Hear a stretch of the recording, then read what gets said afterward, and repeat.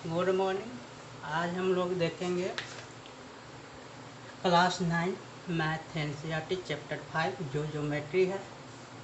ठीक, उसमें हम कुछ डिफिनीसन देखते हैं।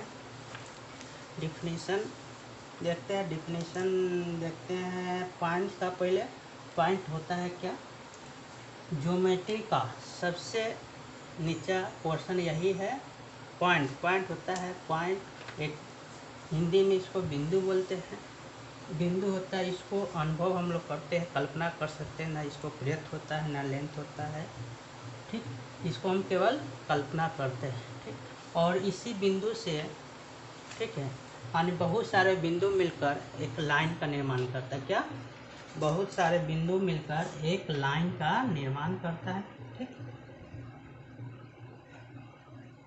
बोलेगा एक लाइन में कितने बिंदु होते हैं? तो बहुत सारे बिंदु होते हैं, अनंत बिंदु भी हो सकते हैं। ठीक, तो और इसी लाइन से क्या बिंदु बना? बिंदु से लाइन बनता है। ठीक, अब लाइन से क्या क्या बनेगा आगे हम जानेंगे। बिंदु बनता है, बिंदु से लाइन बनता है, लाइन से एंगल बनता है, एंगल से त्रिभुज बनता है, त्रिभुज के से, यानी जैसे जैसे करता है वैसे ही आगे बढ़ते जाते हैं। ठीक, पहला हो गया लाइन्स, पॉइंट्स।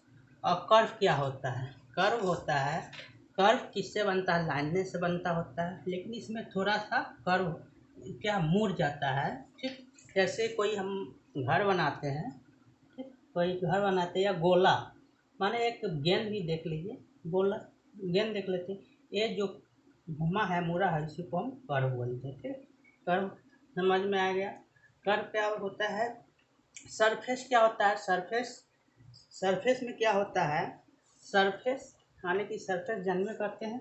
जैसे हम कोई मकान होता है, कोई घर होता है, घर का जो निचला होता है सरफेस, जिस पर टाइल्स उस लगते हैं, जिसको हम साफ डेली करते हैं, उसी को सरफेस बोलते हैं। यही सरफेस हो गया। सरफेस में केवल क्या क्या होता है? लेंथ और ब्रेथ होता है। सरफेस केवल होता है लेंथ, ब्रेथ होता है, उसी को हम सरफेस बोलते हैं। और सरफेस लाइन से ही बनता है। ठीक, और एक लाइन में कितने पॉइंट्स होते हैं? बहुत सारे पॉइंट्स होते हैं। ठीक, और कर्व भी हम जानते, समझ गए कर्व क्या होता है? कर्व होता है लाइंस का ही मिलकर बना होता है। ठीक है, पॉइंट का ही मिलकर बना होता है, लाइंस का एक टेढ़ा रूप होता है, उसको हम कर्व बोलते हैं। ठीक, और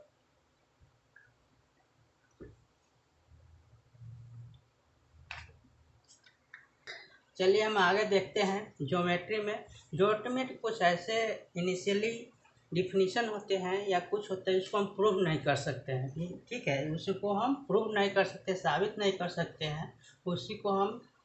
उसको हम एग्जाम्स ऑफ पोस्टुलेट के नाम से जानते हैं। ठीक है, एग्जाम्स इसको दो भागों में बांटते हैं, एक एग्जाम्स होता है, एक पोस्टुलेट होता है। ठीक, एग्जाम्स होता है कौन कौन से है जिसको हम प्रूव नहीं कर सकते हैं। जैसे दिया हुआ है things which are equal to the same thing are equal to another, माने कोई समान होता है, कोई चीज़ हो गया, ठीक है, एक दूसरे के बराबर है, तो एक दूसरे के बराबर उसको हम साबित नहीं कर सकते, कैसे बराबर, क्यों बराबर है। ठीक, जैसे इक्वल टू सेम थिंग कहता है, things are equal to same thing are equal to one another, यानी एक दूसरे से बराबर होते हैं। ठीक,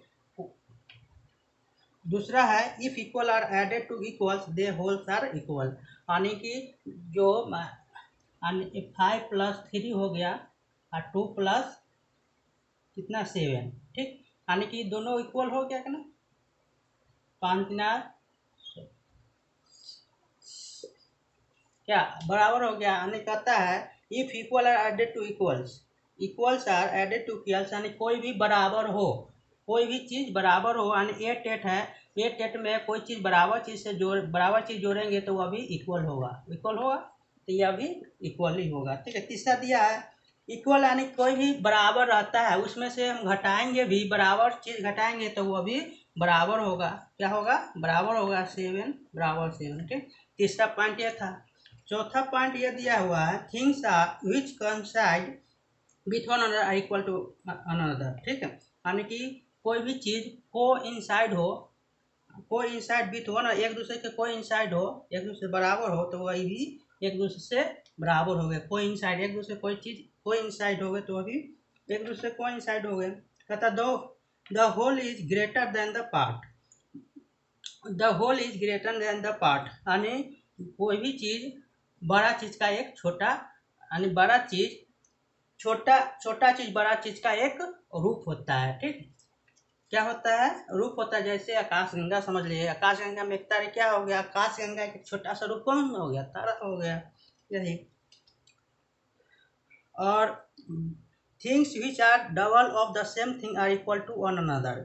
things are double of the same thing, यानी कोई भी समान चीज का डबल होगा तो वह किसके बराबर? एक दूसरे से इक्वल होगा, बराबर होगा। सातवां बोल रहा है the things are halves of the same thing are equal to another. कोई भी चीज एक दूसरे के इक्वल होगा तो भी क्या होगा? एक दूसरे के, यानी ये सब कितना दिया? यानी 7 पोस्टुलेट, सॉरी एग्जाम्स दिया हुआ है। ठीक है, इक्वलिट, इसको हम किस नाम से जानते हैं? इक्वली एग्जाम्स के नाम से जानते हैं। ठीक, तो इसको हम साबित नहीं कर सकते हैं, तो इसको हमको ध्यान में रखना पड़ेगा। यूक्लिड के हमको 1 नंबर में दे देगा प्रश्न कि यूक्लिड के कितने एग्जाम्स है? तो 7 है। ठीक है, यूक्लिड के 7 एग्जाम्स है और पोस्टुलेट कितना है? 5। तो 7 एग्जाम्स देख लीजिए। किसी चीज़ में बराबर चीज़ से जोड़ने पर, घटाने पर बराबर चीज़ ही प्राप्त होगा। ठीक है, गुना कर, सेम चीज़ से गुना करने पर बराबर ही होगा। एक दूसरे में कुछ जोड़ेंगे, वो चीज़ दूसरे में भी जोड़ेंगे, वो एक दूसरे के बराबर होगा। कोई, यानी कोई चीज़ होता है एक दूसरे का कोइंसाइड होगा तो एक दूसरे के इक्वल होगा। तो ये सब हम समझे अभी क्या क्या एग्जाम्स में।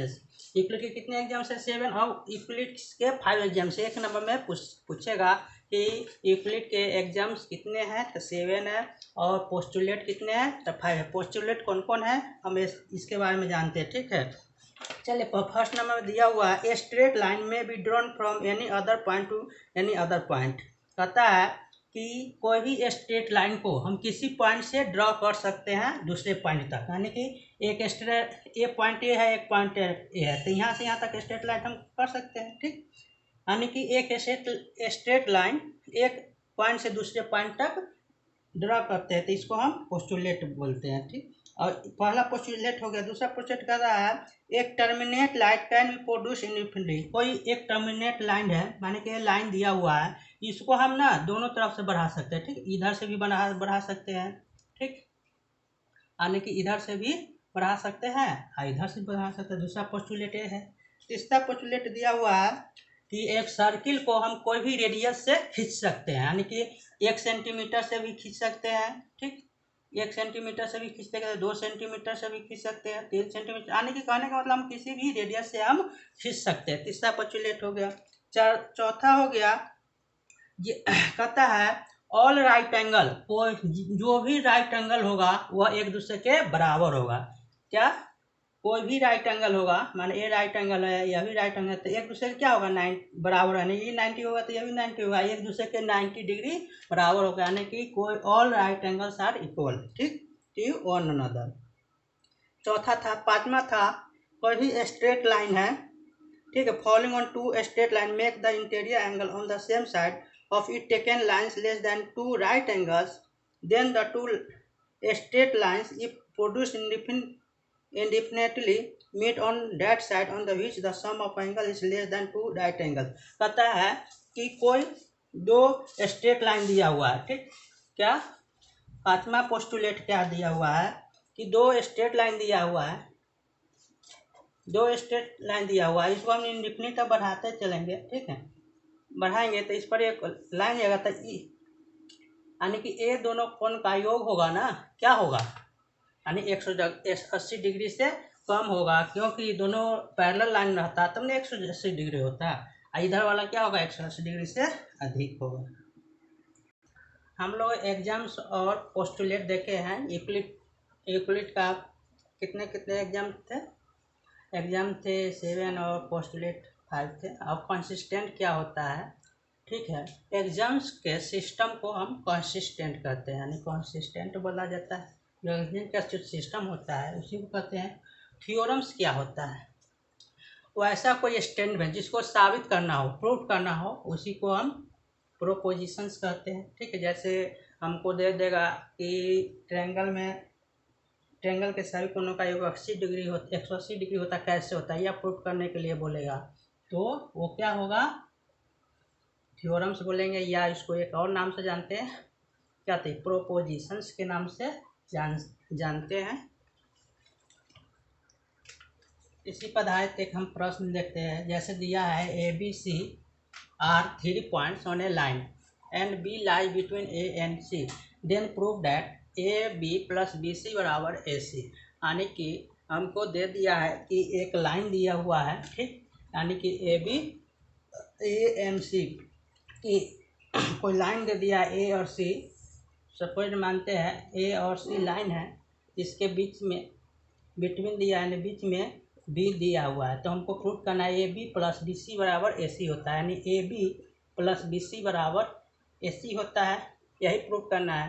तो प्रूफ कैसे करेंगे, देखिए, तो प्रूफ करना है AB प्लस BC बराबर AC होता है, ये प्रूफ करके दिखाना है।